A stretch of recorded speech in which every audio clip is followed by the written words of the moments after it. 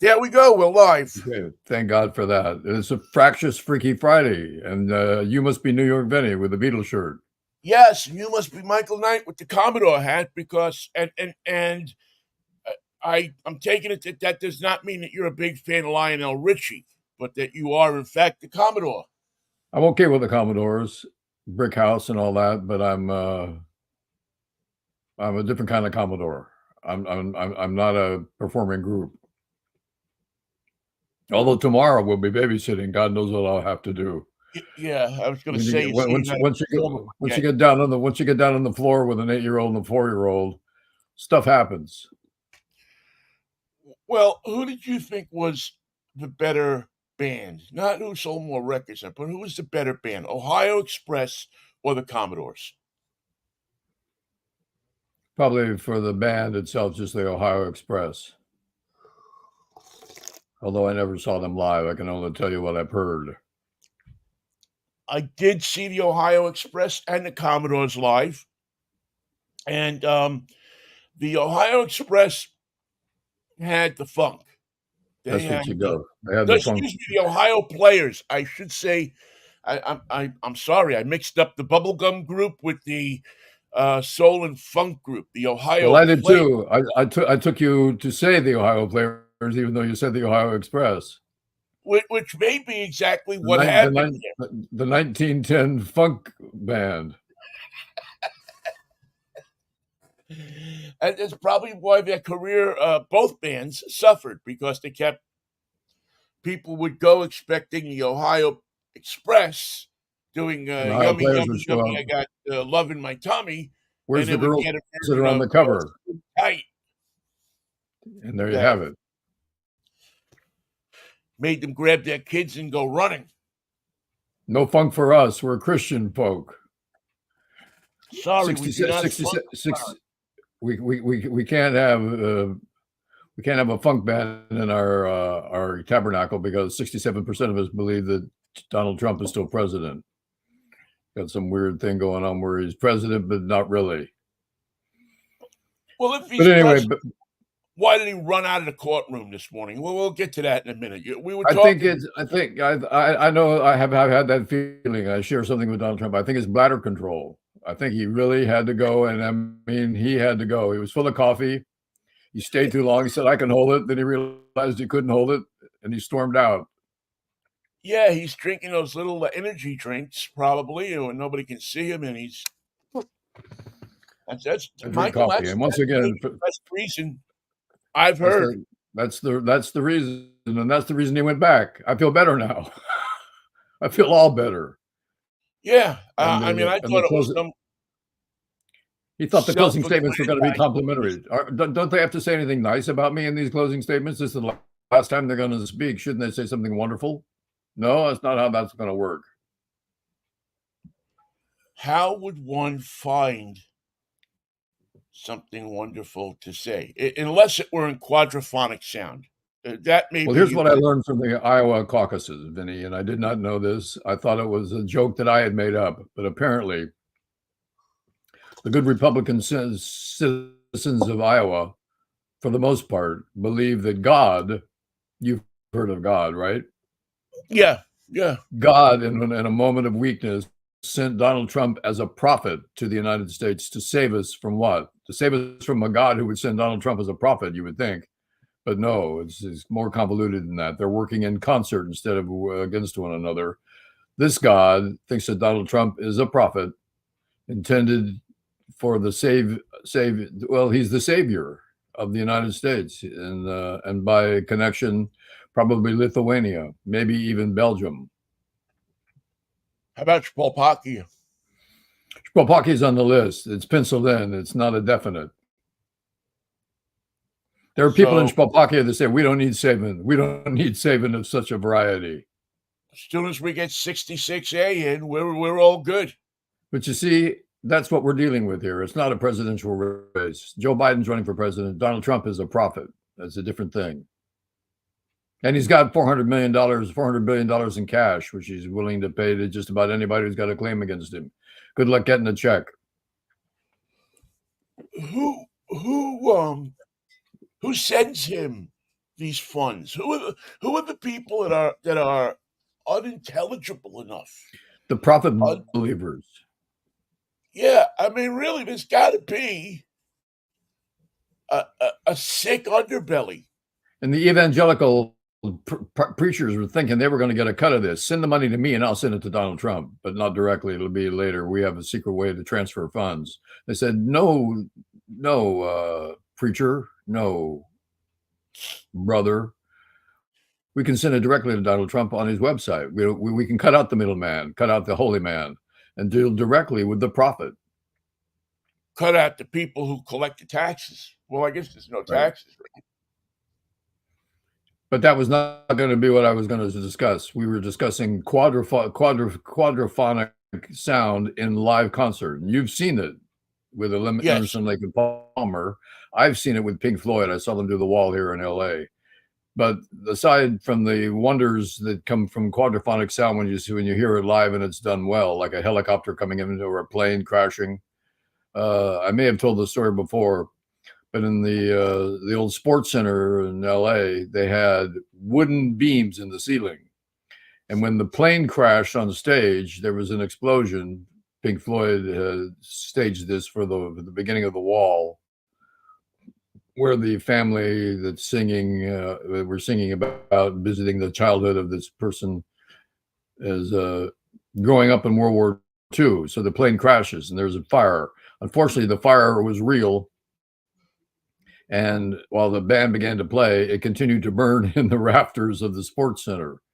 So they sent up one guy with a fire extinguisher to settle it right.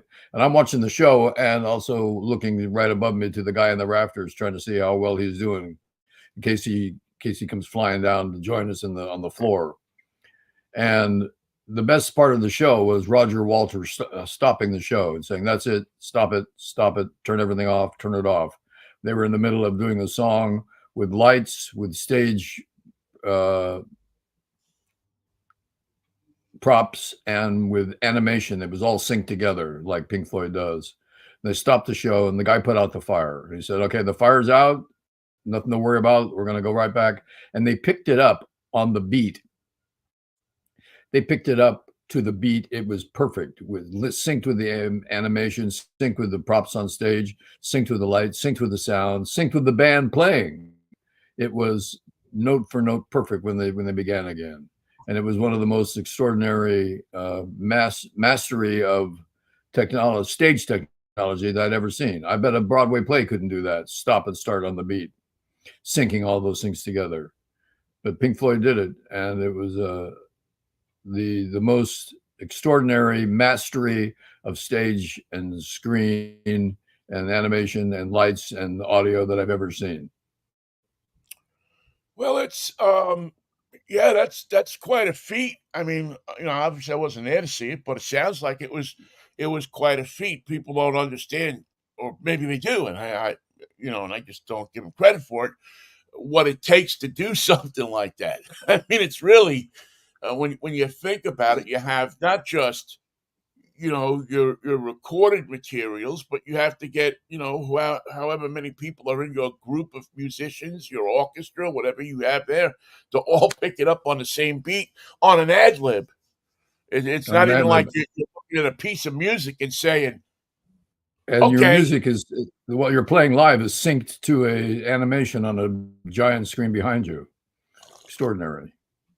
Yeah, it must have been something to see. My biggest experience with it was at the now destroyed Roosevelt Stadium in Jersey City, New Jersey, with Emerson, Lake, and Palmer. Which, for those who may not know, do you say Roosevelt or Roosevelt? Roosevelt. Okay. I don't know who says Roosevelt. Probably some people from Manhattan, but it was Roosevelt Avenue. It was Roosevelt Island. Actually, it's really Welfare Island, but they changed the name of it to Roosevelt Island because they didn't want all these people who were buying these then, $100,000 condos to to be living in a place called Welfare Island. Where do you live? I live in the dumps over Welfare Island. So they changed, which which was an extraordinary feat in itself. But anyway, I went to Roosevelt Stadium with my then girlfriend Kathy Heaney to see Emerson, Lake and Palmer because she really enjoyed that band. She was into that band, and She was into the prog and into the rock. yeah, and it was, I have to admit, to this day, one of the strangest concerts I had ever been to, in that ELP used a system, quadraphonic system, that, tossed the sound from corner to corner in the stadium. Yes, they And do. my advice to the young people is don't go You on youngsters out there. hallucinogenics when you see something like that or hear something like that, because it messes with your brain. Greg Lake would surprise you by being on the stage but singing over here behind your ear. It's exactly, where is he? How did he do that? Your attention went from the music that was playing to where is everybody? Which was kind of novel. But if a lot of bands started to do it, you might lose sight of the music at some point. You better have a crew that knows how to mix that stuff. Well, yeah, you don't want, yeah. It was without a doubt a unique and at times um, a weird experience. Because again, your brain, your sight, and your ears are not working the way they think they should be. They're working in a different way, and it's against what you're seeing. So it's Did they play a Lucky Man? oh yeah, I mean they Ooh, the played. Lucky Man. It was the Brain Salad Surgery tour. There wasn't a 45 hit on that album. I know that. Yeah, so they're and they played. There's this little song that they do. It's just a quick little song they do called Benny the Bouncer. And they did that, and that made, I that was probably, out of all of those songs, maybe my favorite, because it was just a quick little minute and change ditty about Benny the Bouncer. Benny was a bouncer about the shops of the day, and that was not their meat and potatoes. Their 10-minute yeah, songs. no, I mean, their meat and potatoes was the whole "Welcome Back, My Friends" suite. That album contained like a whole series of songs that were Brain Salad Surgery. And but that little song, the fact that they included that little song in there and they did Lucky Man, was really all I needed. Who do you think had more drums, Earl Palmer or Neil Peart from Was it Earl or Carl Palmer? Carl Palmer. I think it was Carl Palmer. Carl, yeah, right. Earl Palmer was the session drummer here in L.A. Right, he was the guy that used to when Hal Blaine couldn't make it. You were lucky to get Palmer. You were lucky to get Palmer. I don't know, I didn't count, but he had an amazing kit in front of him. I mean, I noticed things like drum kits. Yeah, and this guy had quite, and he also had, I mean, he had the, at that time, this is 1973, he's got the regular drums in front of him, but he's also got a set of, and I didn't know what it was. I mean, we weren't sitting close enough that I could figure, but I started to figure it out as the show went on. A set of electronic drums. Oh yeah, that are set up to his side. So he's playing the regular, Gretsch maybe or Ludwig set, but then on the side he's got this huge conglomeration. I mean, I don't even think they had designed a case for it yet. It was just kind of a bunch of pads. Roland makes a good electronic drum set. They got 2 or 3 different versions of it, and it's so minimalist now. It has all the drums and all the drum faces that you would need for a full kit, but there's no. It's just the pad, which is electronically connected to the rest of the kit. Yeah, I will tell you that I don't. Out of all the instruments that I've heard duplicated electronically, drums is the one that sounds the least natural to me. Well, they probably have it set for something unnatural, but you can set it to a natural sound. You can get it. You can get it to sound just like studio drums. Well, I mean, I've played with drum, and I don't know. My ear just picks up something different with it. I mean, I've played with strings and bass and voice things, and I played with all of that. But the one thing that I've never heard from an electronic drum kit, and again, maybe it's just me, is that it sounds like a drum kit. There's always something about it that just doesn't sound right. But again, everybody has their things that they don't like or don't feel comfortable with. And drums has always been one of them for me. I'm a I know Ringo Starr probably plays them, but it doesn't sound right when he's playing them. One thing that came to mind this morning, a great for some reason I can't tell you why. I woke up at 5 o'clock in the morning, could not go back to sleep, so I've been up for a while.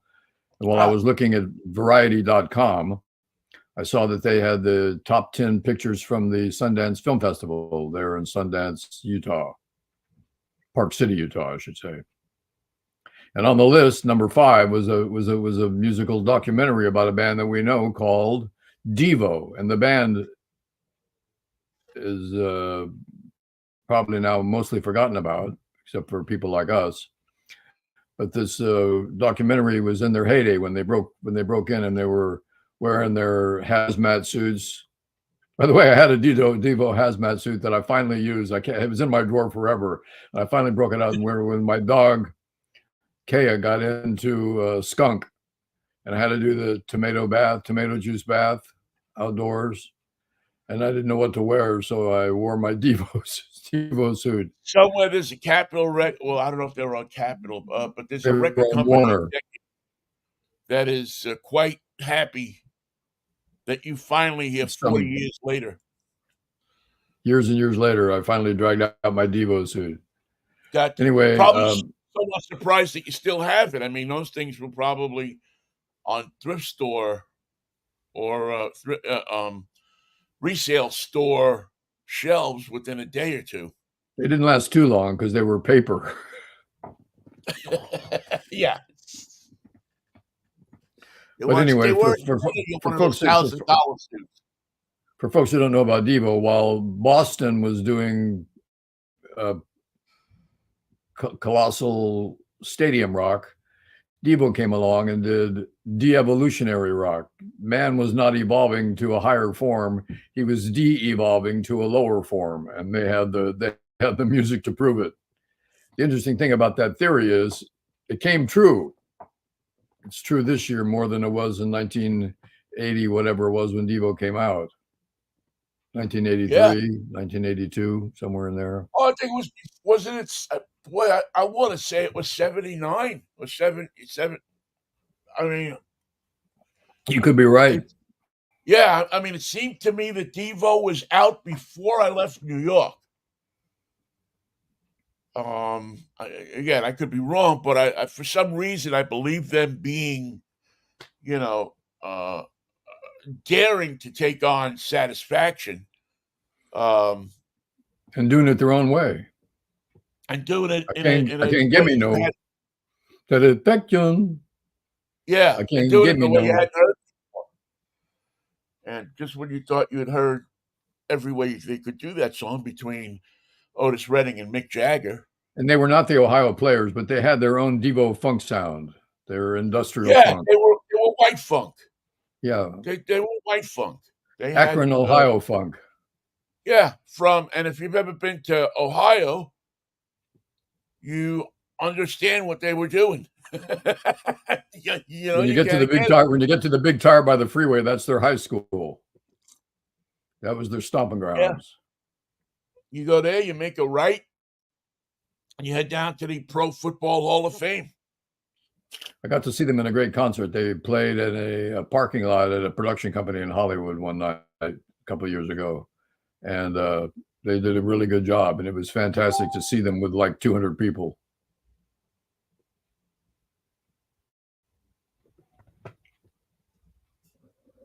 I'm trying to think. I saw them at it had to be before I left New York because I saw them at the Dr. Pepper Music Festival, which had grown out of the Schaefer Music Festival, which was legendary One in drink New for York. another. Yeah, they used to have that in Central Park, and it was a great a place to see music because you could pay to get in, which many did, but you could also there was this assemblage of rocks that were by overlook the stage where the Schaefer Music Festival was held, which was around 68th Street or something like that. And you could Not far go on from the Sheep's dock, Meadow. and no cops didn't chase. Not like today, cops didn't chase you. Cops didn't bother you. You got up there and they left you alone. Imagine that. Imagine a New York cop chasing somebody now. That would be hazard pay. Well, yeah, I've seen some of the shapes of some of the New York police, and yes, it You're going to get does. away. Yeah, it doesn't hit me as somebody who would chase anybody. I mean, it's really, when I was growing up, you had to be, what was it, 5'11" or something like that to be a cop, and you had to be in reasonably good shape. You had to Well, be able to. they put all those rules aside when Donald Trump became a prophet. It was the same year, Well, 5 years yeah, ago. Donald Trump declared that all men are created equal.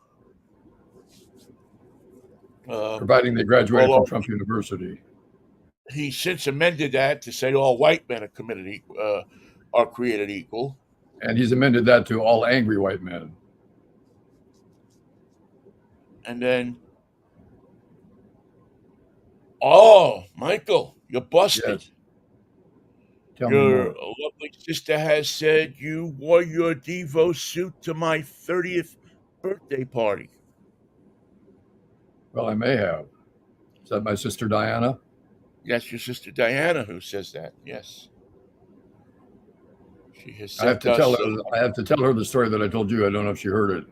You remember, Diana, years ago, you took Kailani shopping, and you bought a mug for her mother. And you said, "Now don't tell her what it is." And she ran in the house and said, "We got you a present. It's a mug." Well, the exact same thing happened to me at Christmas with Kennedy Quinn Musha, who gave me a present. Said, "Open it up, open it up, Commodore, open it up. It's a hat." And it was this one. So I had a complete flashback to that day. So yeah, you've your family tradition has become full circle. You now have there's a tradition in your family now. Now I'll be next. I don't know whose birthday it is. Oh, it's my birthday next. Well, I'm getting shoes, so I already know what it is. Yes, it's hard to foist a surprise on somebody when they know what it is already. I Okay, hate it that we're at that foist, age.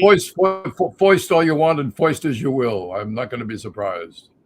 Yeah, I hate it that we're at that age where they ask you what you want for your birthday. Uh, I've done it now a couple of birthdays with my daughter. What do you need? And after I say it, I The go, answer well, is nothing. is it the spirit of this whole thing that you're supposed to go out and find something for somebody that Figure it out. Yeah, figure you it out. don't need? You know, I mean, I've turned into, because my father used to do that, and then he would to save himself the trouble of shopping, he would just say, "Okay, here's $40. Go get what you need." Go get what you need. Which What I need is going to cost 80, but here's 40. at the time, that fit perfectly with what an ounce was.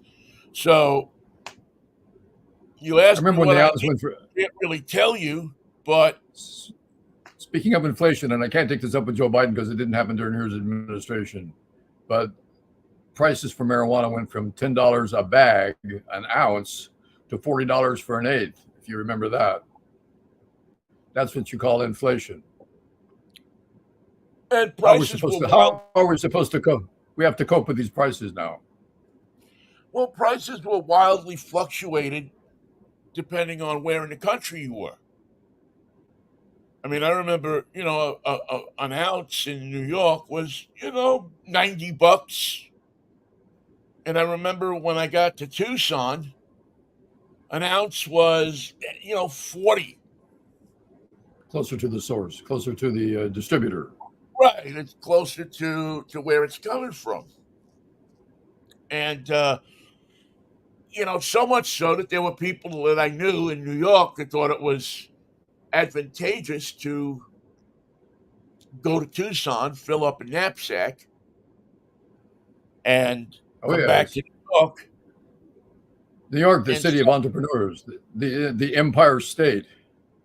yes, until they this one guy, I won't say his name, but this one guy I know went to Tucson, did that exact same thing, filled up his knapsack, with as much pot as he could stuff in there, made it all the way back from Tucson to New York, When suddenly, and got busted on like 37th Avenue, literally blocks from steps from his house. no taillight. He parked his car in a bus stop, Yeah, good so he idea. run upstairs and get rid of the bag he had. Nope, The cop, the beat cop, actually, he didn't even get pulled over. The beat cop, didn't have to chase him. Richie the meathead, who couldn't chase anybody if he tried. Um, But he could see a sedan parked in a bus zone. but he could smell it, and there was a Of distinct course. odor of this marijuana coming from the car that this guy was driving. So he proceeded to start to search him and the knapsack, and found not just a large quantity of marijuana, but a large quantity of marijuana that I guess this guy had weighed and put into plastic bags. Oh, he was ready to work. On the way up. So not only did he get charged with possession, but he got charged with possession with intent to distribute, which in New York at that time was I don't know if it was a life sentence, but it was a hefty sentence because they had the Rockefeller law. So I know that he somehow he didn't beat it. He pleaded to a lesser charge or something like that, but and only because he was a white guy, probably, to be honest with you. If he'd have been White guy Slim with Jones, he probably would have sandwich got. bags. Yeah, yeah. He probably would have gotten, got but he plea bargained his way out of it. But it was a lesson to all of us. Do not park in the bus zone. Yeah, don't park in the bus stop. And don't carry the weed in the back seat. Keep it in the trunk. It might do something Right, to and ameliorate the smell. right. There's no way that you really need to carry that much marijuana on you. You couldn't smoke it all. It You're seems not going to excessive. Yeah. sell that many. It was just they just happened to catch him right when he got back from Tucson, and poor old my poor friend there. Uh, I don't think he saved money What happened to after the Richie the lawyer got Meathead, the through. cop? Yeah, that's not the way to cut your way into the market. Yeah, there was no savings to be had. He probably had to spend every dime on getting the lawyer. So that kind of sucked for him. How did you know Uh, Richie the Meathead's name was Richie the Meathead, or is that a name you gave him? no, that was the name that we gave him. What the hell was his real name?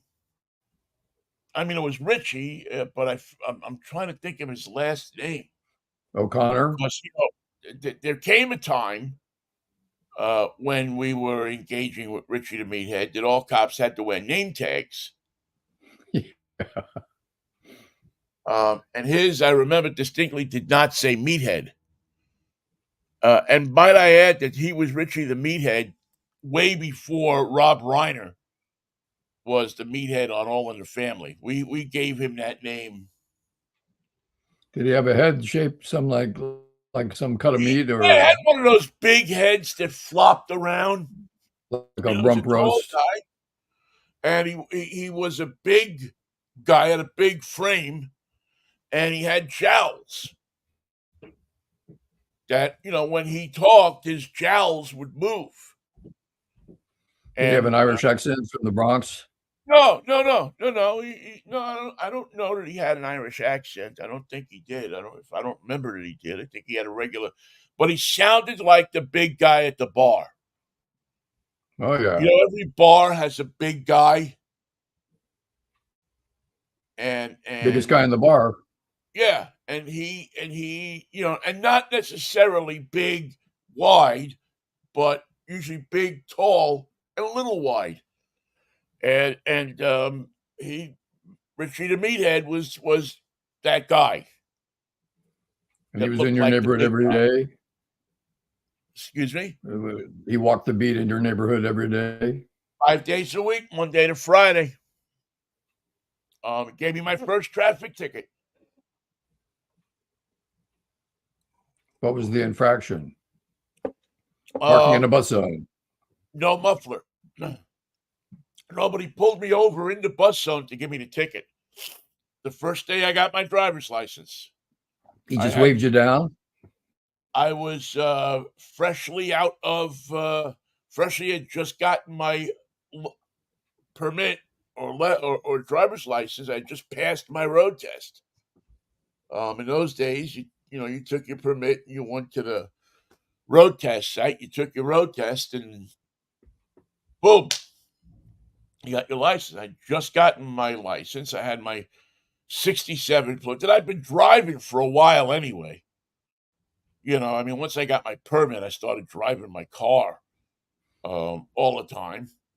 And I was coming down 82nd Street, and I had hit one of the manhole covers that were in the street. It kind of ripped the muffler a little bit away from the exhaust pipe. So it made not an overly loud noise, but a loud noise. A throaty sound.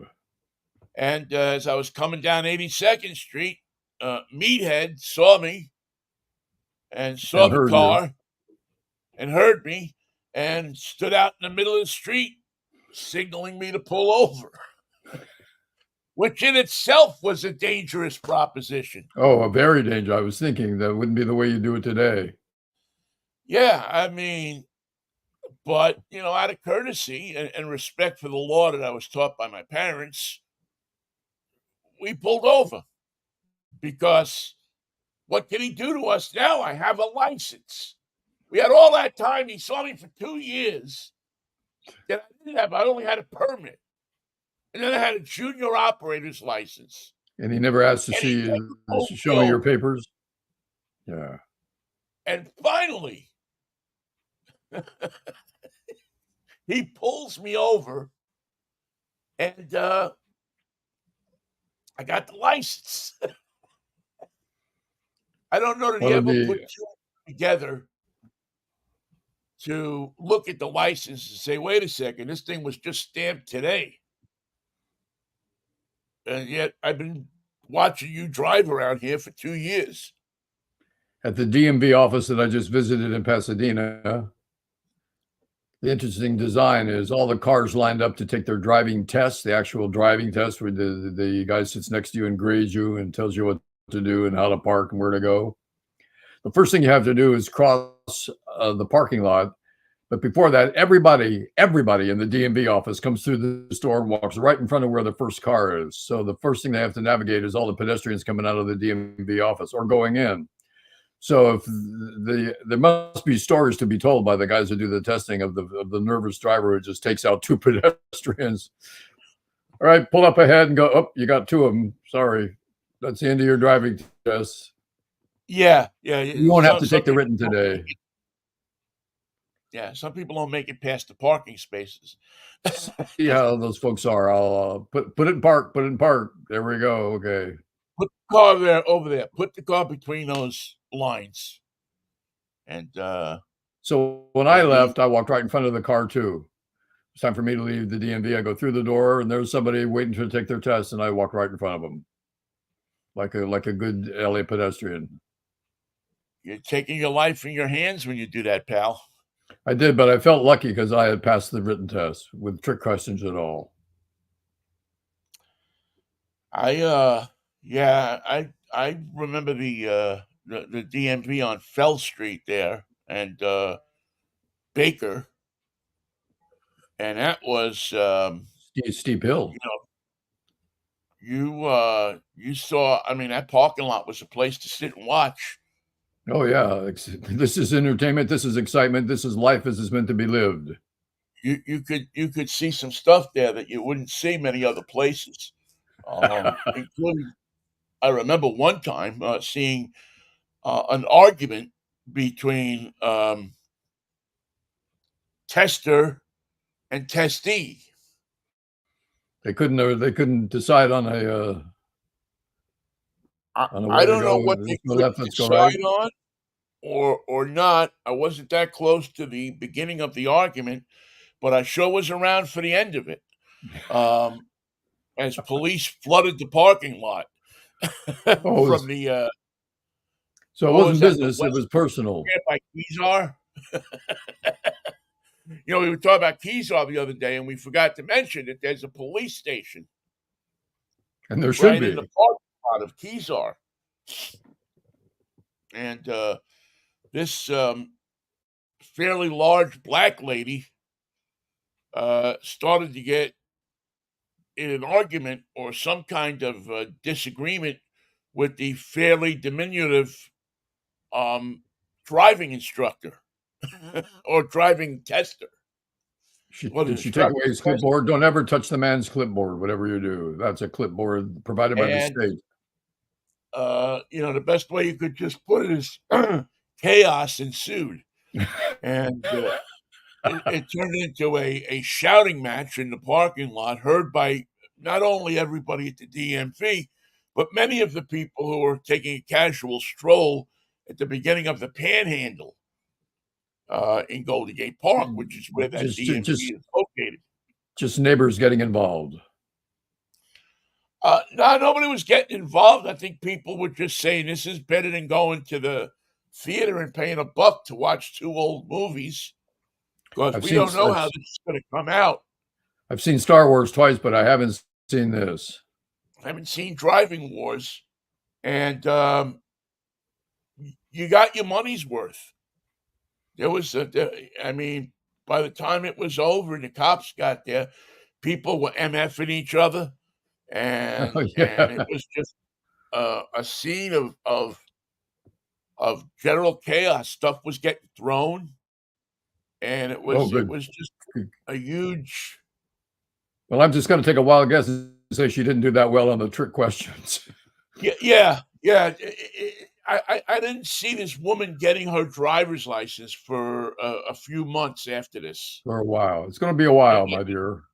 Yeah, at least until she cleared up the assault charge, because it is Or, a state crime. It's a felony. I didn't know this until that time, but it is a felony to assault a person who is giving you a driving test. they're representatives of the great state of California, and they don't want to be bandied. They don't want to be slapped around. And yeah, they don't want to be told who to pass and who not to pass, which I could imagine happens quite often in their business. Somebody had brain salad surgery before they took their test. Somebody had something, because I gotta be honest with you. It was one of the best shows I had seen the entire time I lived in San Francisco, And you and had I seen had been Sean Now. Was it better than a Sean large Now? number of shows. I had been to, all kinds of stuff, with free access to tickets. You wound up going to a lot of things that you might not normally go to, but because you could, if you didn't like it, you could go and you weren't losing any money. So you wound up going to check things out. You have a lot of people that joined you on the bandwagon supporting the Detroit Lions, Vinny. The whole nation is supporting the Detroit Lions. It seems so. It seems to be the designer pick of the week, isn't it? Now, I still think the 49ers are going to win, but I can't tell you what I think about the Baltimore Kansas City game because I figure that Lamar Jackson is going to pull it out. And that's not what I Yeah, want. I don't want the 49ers playing them again. I'm having trouble with that one too, because I see many ways that Baltimore can win this game, and they've written the script already, really, in how to do it. Although, again, playing a team multiple times in a season leads them to know you as well as you think you know them. Well, I'll tell you what I want to happen. I want Lamar Jackson just to sprain his ankle, nothing serious, maybe a high ankle sprain, lose the game and not play against the 49ers. We'll take on Patrick Mahomes, and I think we can beat them. Well, the Las Vegas question, Michael, is going to be, how is Debo? Debo practiced yesterday. He did. He did. I think he's going to play. Not that I say that the 49ers' hopes hang on him. Well, even if you use him as a decoy, even if he's not 100% and you have him in he's got to be accounted for, and that leaves Kittle open or McCaffrey or Brandon Ayuk. So many weapons, man. So or many use check. I think you got to use your fullback. Throw it to use check. Yeah, I mean, it's just so many different ways they can use their options. So I don't know, but Kansas City, and you would think as that the hidden vigorish would favor. Is there a band called the Hidden Vigorish? No, there should be, though. There should be. I think we should form a band and call it the Hidden Vigorish. But I think that Hidden Vigorish would say that it's Baltimore's time. Well, if he can run free, there's no power on earth that can stop him yet that I've seen. Yeah. But, the Hidden Vigorish is an elusive thing. So I guess I guess that's why they play the game, Michael. And what's it called? What's it called, Biff? When a team that's normally been winning and has all these weapons goes into a funk and shows up with a different personality. They can't agree on when the snap count is. They can't take the hand off. They can't run their patterns correctly. They can't block. They miss the bench when they sit down. What happens to teams when they go into that funk? I mean, who is that to coaching? Because people will immediately blame a coach for something like that. Not the Seahawks, because they're not going to have a coach. Apparently, that's the way it looks like. Everybody's hiring everybody except Bill Belichick, and the Seahawks have come up with nothing yet. Well, I think they're waiting for the certain people that they want to talk to that they on paper can't talk to yet. Although I find it hard to believe that somebody hasn't talked to somebody about something of somebody that they want. We keep hearing, uh, and you got to give the Seahawks some credit. They have kept this thing. They've kept everybody guessing. Well, There's they've no done clear that, yes, indication, yeah, of right. who they want. I think that guys that have been hired by other teams are guys that they didn't want. I think you're right so far, including Jim Harbaugh. Yeah, I just I think that they have a couple of people in mind that they want. I know that many fans think that they won't pick somebody who isn't popular with the fans. I think fans Well, harbor an illusion about that one. I think that's the craziest thing I've ever heard. We're going to Well, hire you, but oh no, we're not. You're not popular enough. but people think that. I can't tell you. Well, Michael, how many people that call into sports talk shows think that their opinion matters to a general manager or a club president or director or whoever it is that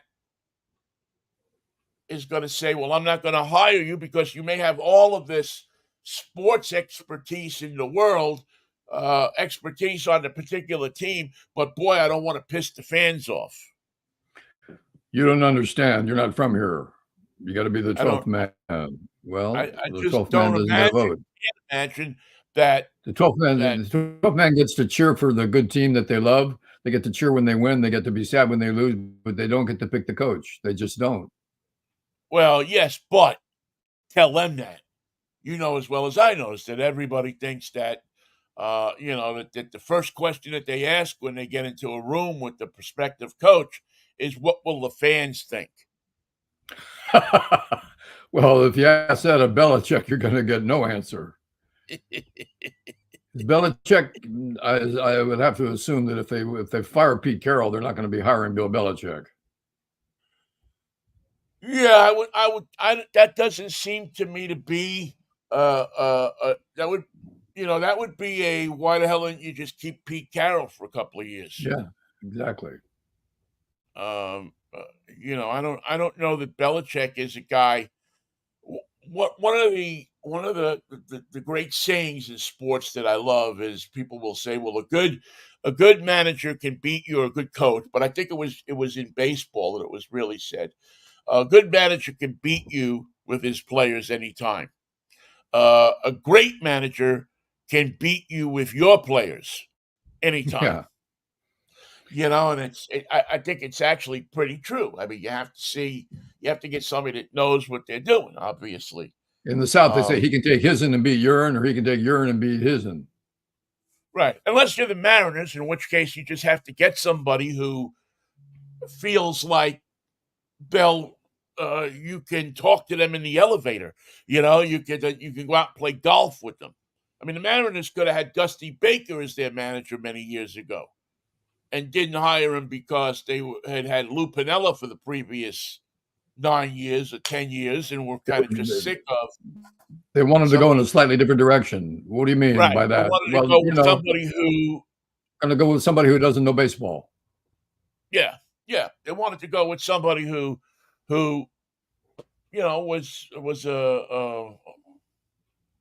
was a guy, and it's funny because the guy that they went with eventually developed into a good manager. He just wasn't going to do it in Seattle. Um, you You're may, funny today, Vinny. and you know who it was, right? There could have It been was any Bob number of Melvin. people. Oh, well, now we know where Bob Melvin is. It was Bob Melvin who they hired because he I mean, that was his first managerial job, and he didn't know he was a good baseball guy, but he was willing to say yes to The whatever front they office. said. And Yeah. after all those years of Lou Piniella telling him to stick it, they didn't want somebody who was going to tell them to stick it anymore. Well, Bob Melvin turned into a good manager in spite of starting with Seattle. I'll say that. Well, I think I've always loved to watch his progression as a manager, and he certainly has. I would say has learned a lot about being a manager since he was here. I think you have to if you're with the A's for that long because your Yeah, lineup and your personnel keep changing with the wind. yeah. I mean, you have basic baseball skills when you start, but if you're to become a good manager, you develop those player reading skills. You develop that ability to look at what what you have with your club, and and play to your strengths. Um, And something that's Bob, hard for position players to learn is how to handle pitchers. And next catchers know how to handle pitchers, how to rest them, how to schedule them, how to use right, them, and how to not misuse them or exhaust them.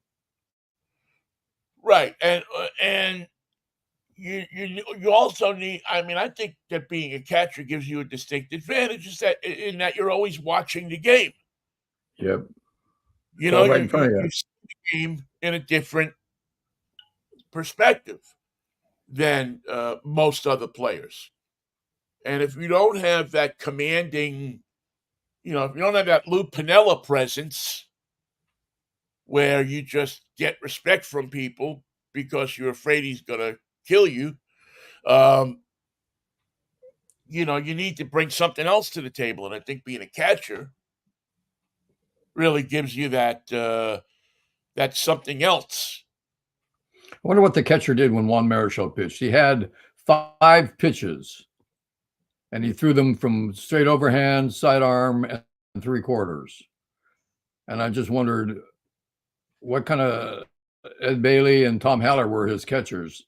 They had to have a very special mindset when Marichal was pitching, in terms of what he was able to deliver on a, and also besides the 5 pitches and the 3 deliveries, he was one of the rare pitchers that would stand on a different part of the rubber depending on where he was throwing. If he wanted to throw it outside, he'd stand outside. Throw it inside, he'd Yeah. stand inside. Um, And he Prayed threw a the lot. screwball of all people. Yeah, I mean, I'd have Of to think all. they prayed a lot. That they were going to catch the ball, prayed that it wasn't going to kill him, prayed that they had the right reading on where he was standing because, his delivery wasn't always consistent. It No, was, he could put it here, he could put it there, he could put it in your ear, put it in your hair. yeah. Johnny Roseborough will tell you that he could put it right in your ear. Um, He hated the Dodgers like a good Juan Marichal should. yeah, back in the day when players hated other teams, now it's a brotherhood. It's they got a union and everything. They had one back But then, but there was no laughing and scratching before the game. right. Well, there were teams, Michael, that you remember this that used to fine a player if they Oh yeah, talked to somebody on the other team. right. There was no, now you see somebody get a base hit and they saunter up to first base and then they're having a And have a conversation jaw. with Yeah. the first baseman on the other team. How are you? How's the kids? How's to this? How's to that? And you didn't see that much. No, you didn't see it at all. Those are Yeah, the days men sharpened their spikes. that guy was trying to take money out of your mouth. He was trying to take your food off of your table because Take your if career he and dump beat on it. you enough, you didn't get a raise the next off season. You didn't get you didn't get you weren't looked at. It was a competition. Players didn't like each other on opposing teams. Your team was your family. And you could hear everything said from the dugout. So if somebody said, "Wake up! What are you talking to this guy for? Wake up! You're in a game. You're on first base. Wake up!" Yeah, it could. It was a different Those days are over. mindset. Thank God that we, got free agency in baseball and we're able to fix all of that. Now, now you can just, go up to first base and they'll, in the next contract, they'll ask you to set up a little table. You have a little iced tea there and maybe some cookies. Iced tea is refreshing, but it does go better with cookies. Yes, you have some of those Madeline. cookies that with the little windmills in them, the almond cookies with the windmills. Or butter cookies. Nothing with chocolate because that can cause your stomach to get.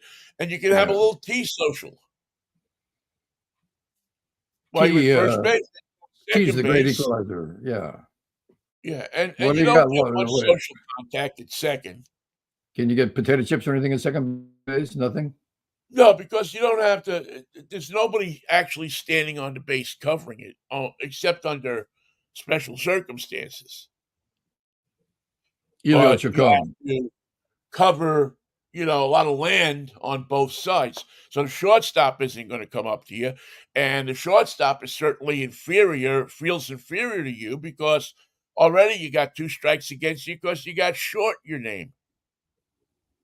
Plus, you're full of But cookies and tea. You're sloshing around out there. yeah, the second baseman, um, he's knows where he's supposed to be. The shortstop is a little less defined. Like a frontage road. It starts here, but it could go there, maybe here, but it might be Yeah, there. and it It, ends, and it it could just be. all of a sudden has a barrier with a Well, you sign think that it's says going stop somewhere. You think or it's going in. somewhere. But you're misled. I thought we were going somewhere here. And no, you come to the end, and that's the end. That's what it You're means. The going end. nowhere. As my pops used to say, you're going nowhere fast. Um, so anyway, back to football. Although spring training isn't that far away, right? We're less than 30 days away from pitchers and catchers. I'm not certain the Giants are going to do spring training this year. They're just a little short some of the bingo that they need to be a team. I think we're thinking about AAA. Not, I mean, bringing up players. I mean, actually just playing in the AAA. I don't think we're I ready for don't the think National I League. don't know that they allow that anymore, do they? I mean, in the old days, they used to, it was a pretty free thing to go and play in another league. But I don't see I don't see the percentages. I mean, you have the ballpark in San Francisco. You may as well play there. You've sold tickets. Giants are talking to Bill Belichick. The San Francisco Giants. Yeah, unfortunately. Or what are they talking to him about? Just his influence. Come by, be taciturn during the post game, hang out, give advice, I advise. mean, why would I mean, do they want him to come to a game and throw out a first ball, or throw the first ball at somebody? That would be ugly. I bet you Belichick can't throw. In fact, I just saw Stephen A. from ESPN. Somebody replayed one of his first ball throws, and my God, was that embarrassing. Well, I feel bad for you if you saw Stephen A. from ESPN.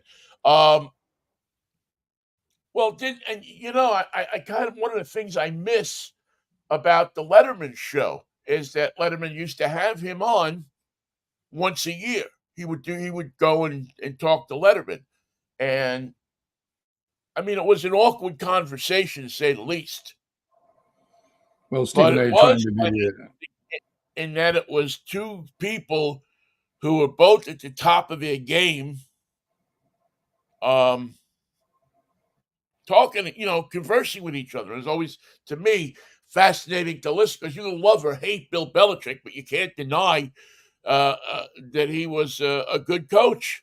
And when he comes out of his shell, he's interesting. Yeah, He he seems decides he kind of wants to funny. talk. He's kind of got that mystique about him. I can talk. I can communicate. I just don't Yeah, wanna. yeah. I don't want to communicate with a lot of people. So, which I often feel.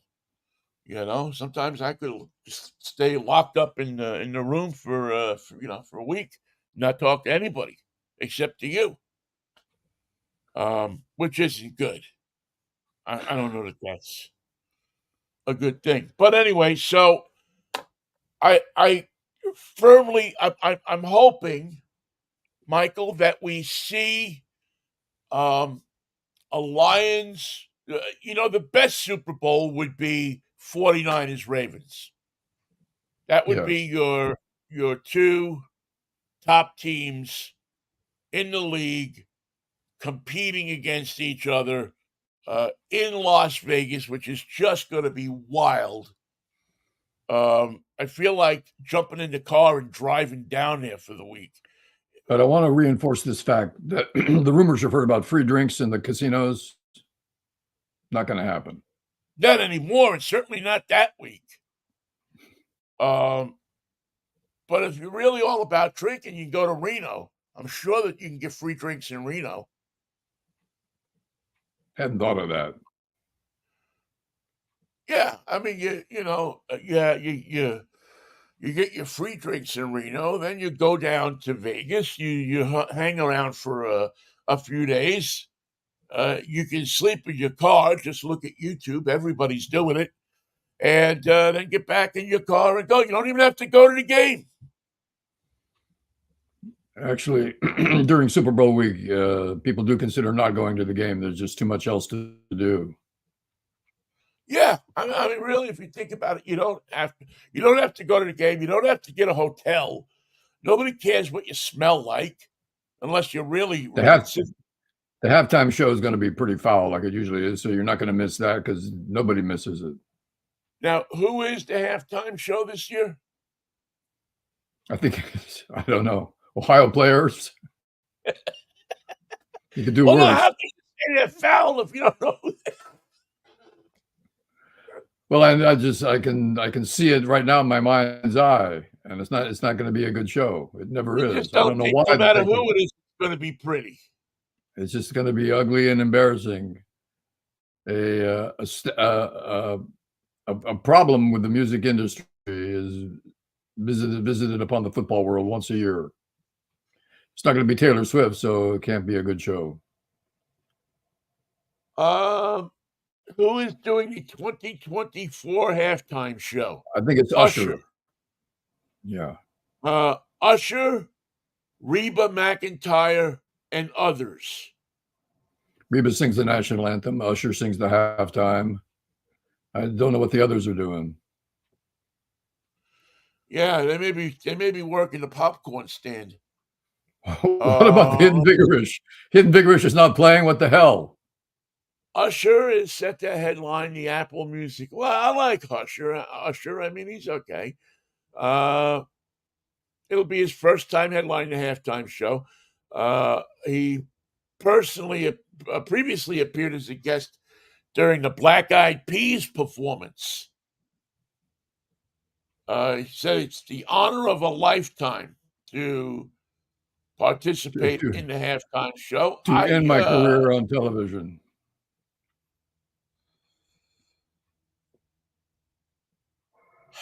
I mean, I like Usher. I don't know that. I guess he was the guy that was available, right? Well, he's got how many dancers is he gonna bring? That's what I wanna know. That's Well, they all probably bring. The only people who didn't bring did. I'm trying to think if Springsteen or the Stones brought dancers. really? I don't remember that. Well, that's what Aerosmith I'm did not. asking. If they did, I don't remember them having dancers either. But it's it's Vegas. How could you not have dancers in Vegas? The Wayne Newton dancers. Well, actually, if there were any justice in the world, that's who would be doing the halftime show, right? Because the 1910 Fruit Gum Company is on the road. They're on the road in North Dakota. They're playing Pierre. Pyrie. They're playing that too. They're playing Pyrie. Yeah, I would think that. I mean, I don't know if I were running the NFL, I would have, and I was ponying up all that money. I think I would have asked for a Vegas type halftime show. I would have Sam got the. Butera. I would. Well, he's pretty dead, but wouldn't that be a halftime show? Louis Prima, Sam Butera. Who was the guy? God, you'd remember this, Michael. Well, maybe not, but who was the guy who he was consistently in the pink section of the Chronicle? He played Vegas and Reno. He was a crooner, a singer, and he was in the thing because that was an advertising section in the back, and he was in there like every week. It wasn't Peter Lemongello, but there was a guy who, and you have to see his show. He's unbelievable. Oh crap, man! I wish I could remember his name. If I texted my ex-wife, she would know who it is because we used to make a joke about him all the time. We have to go to Reno to see Biff Jiggerman. Danny DiNardo. It was an Italian name,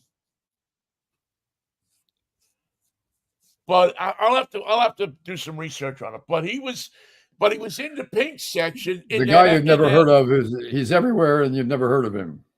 He was everywhere, and he just I don't know. He would have to be included in that Vegas halftime show. You'd have to have an Elvis impersonator, a fat Elvis impersonator too, not a skinny Elvis. No, fat Elvis. Fat Elvis, who's also licensed to marry you. They have the suit. We saw it in what was it, the MGM Grand, right? Yep. When you walked into the MGM Grand, they had the fat Elvis suit. Is right in the lobby. One size fits all, and I mean all. All of you can get in there.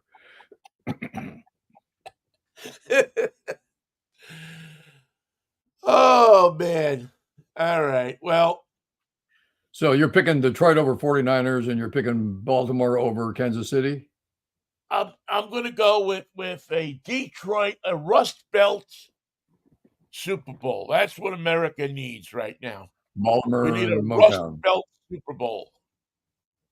Detroit and Baltimore. But I will not be upset if the 49ers get in. As per your permission, I will be back on the 49er bandwagon on Monday. Oh, yeah. You're welcome. I'm just taking the weekend off because I feel that not only is a city's reputation at stake, but a country that is falling apart, much in the same way that Detroit has fallen apart, needs to see the underdog beat the wine and cheese crew at the 49ers. Those 49ers, wait until the game starts. They'll use the word finesse. They always do. They haven't got the muscle to win this, but they play with finesse. They have an opportunity. They'll have an opportunity to use it. They have an incredible team. They have an incredible coach. There's nothing in my analysis that says that the Lions should beat them. They have experience. They have players. They have everything. They have defense. They have everything the 49ers do that they need to win. Well, I'm gonna pick. As I'm gonna pick. you think about it, do the Ravens over Kansas City. That's why I'm picking Kansas City. I'm picking the underdog for that game and the overdog for the Niner game. Although, Yeah. who knows what Vegas is going to do? Vegas may make Detroit the favorite. Well, yeah, I don't see because as how. we learned a long time ago, it's not about the best team; it's about moving the money around, which Let's move the money people around. It's called a tend to sports forget. book, not a sports show. This isn't a show we're doing. It's a book, okay? Right? They're there to make money, not to entertain you.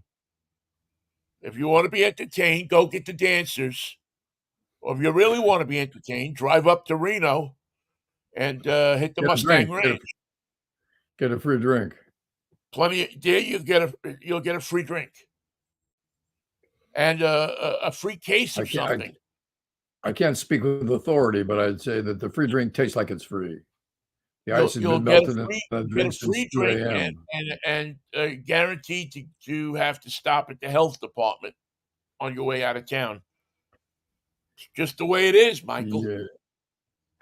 Your results may differ. Yes, your results may vary. Please do not try this at home. All right, so we will convene Monday to see the result of this Sunday football fun. We'll You have are something you clever are to say, no doubt. you are babysitting. Did you say on Sunday or Saturday? Tomorrow, Saturday. So you'll be free to watch the game. And Yeah, the game will be on. The games go back to Sunday when it gets to this time of year. yeah, they're both games on Sunday. One on Fox, I believe, and the other on CBS, if I'm not mistaken. And then CBS has the Super Bowl this year, which means we Tony get Romo, Tony Romo, and Jim Nance or whatever. Romo and Nance, which I'm good with. Although it seems that the football world has turned on Tony Romo a bit.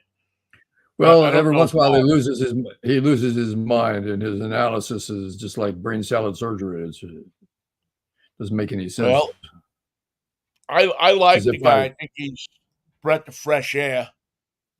In a in a field of people who are used to kissing ass, he seems to not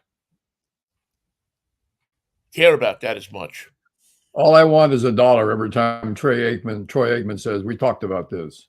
He starts every sentence with that. Wait, that was It a seems touch. like That was a touchdown. Well, we talked about it. They score touchdowns and they get 6 points, and then if they kick it, they get 7. We talked about that. well,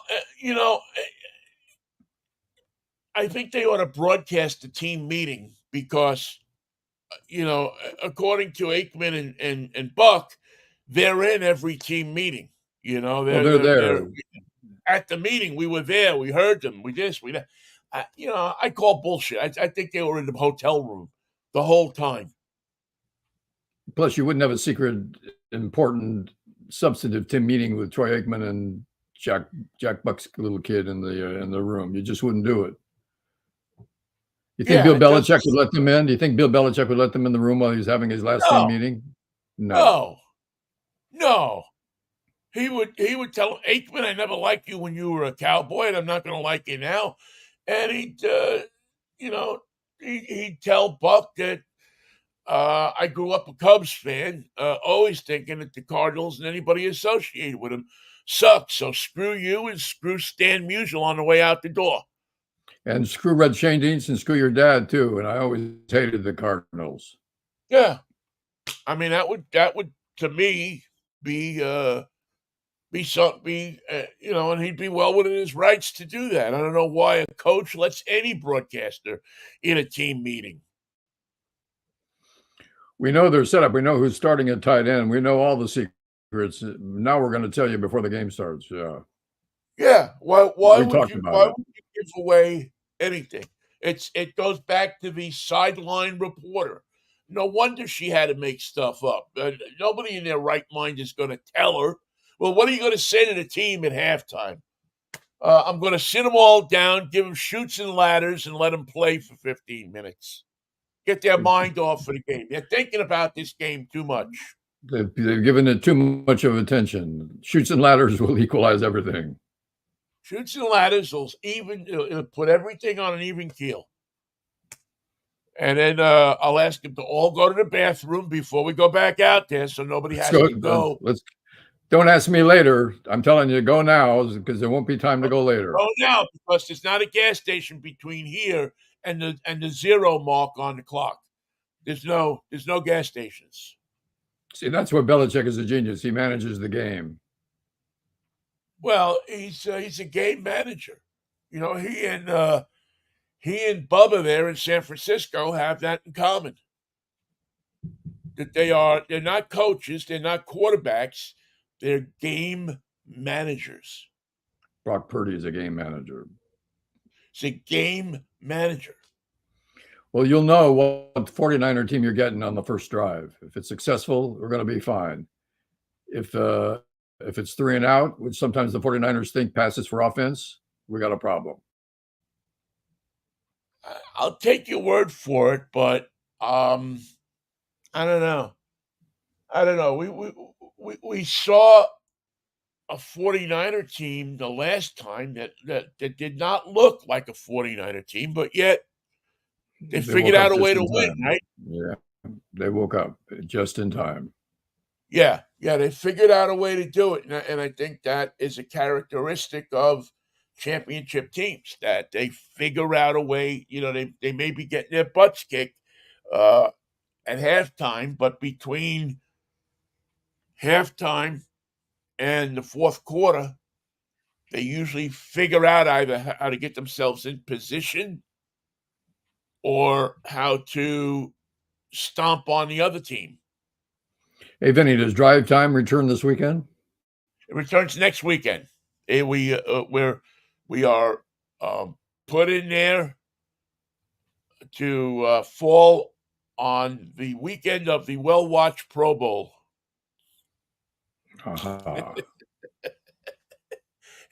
And we're going to have a Pro Bowl celebration,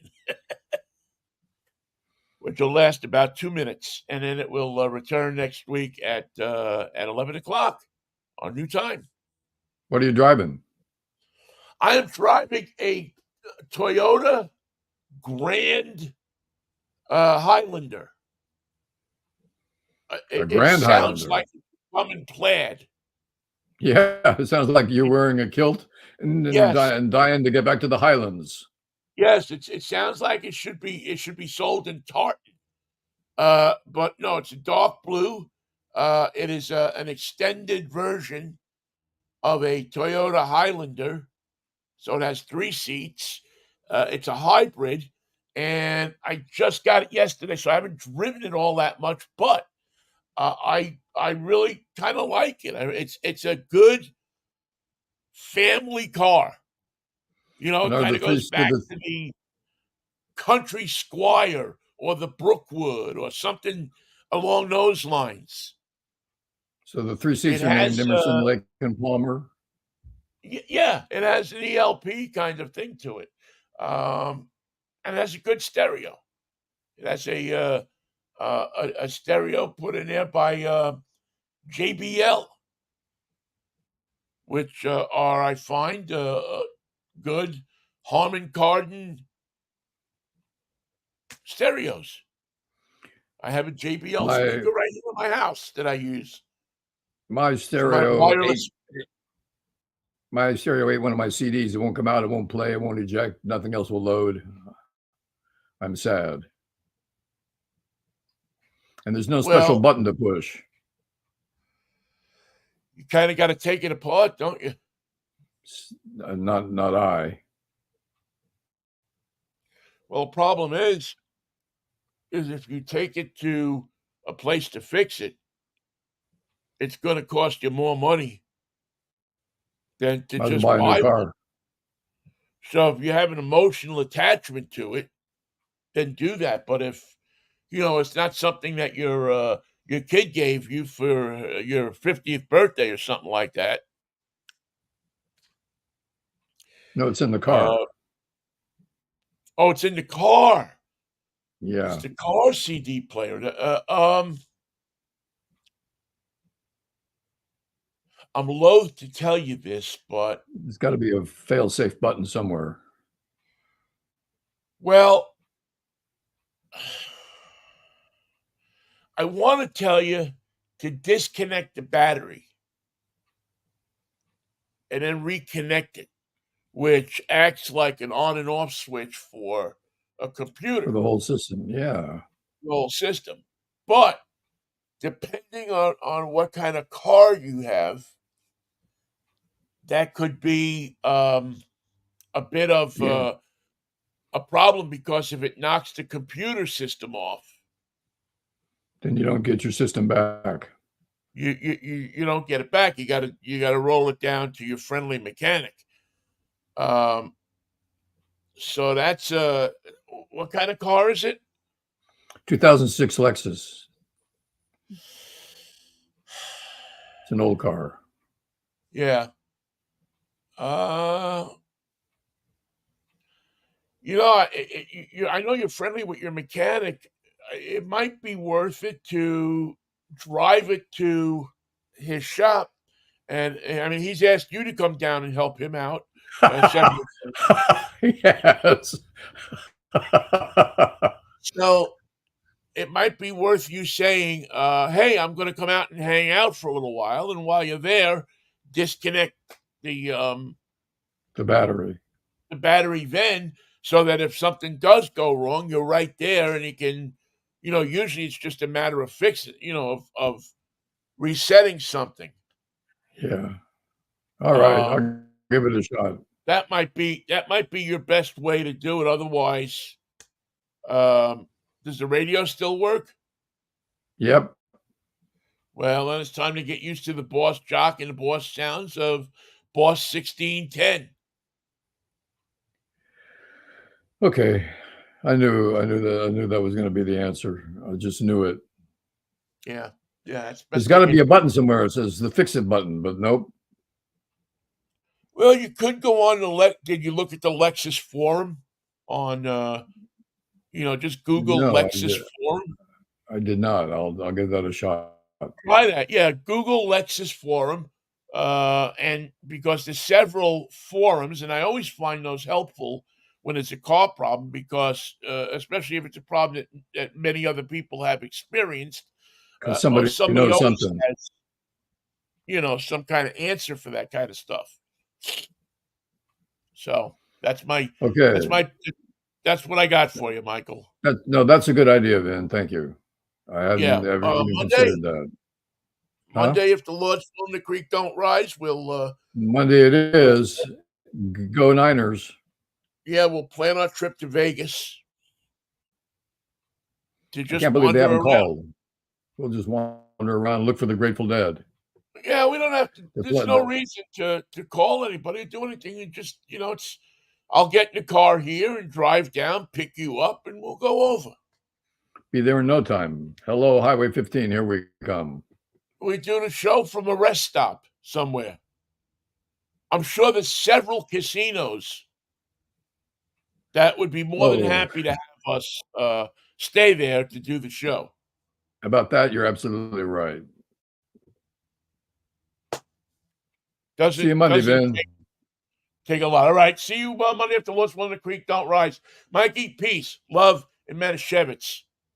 What a wine. Go Niners. All right, thank you all for listening to the show. Appreciate it. Peace, love, and Manischewitz, as I said, as he looked for the off button. Take care.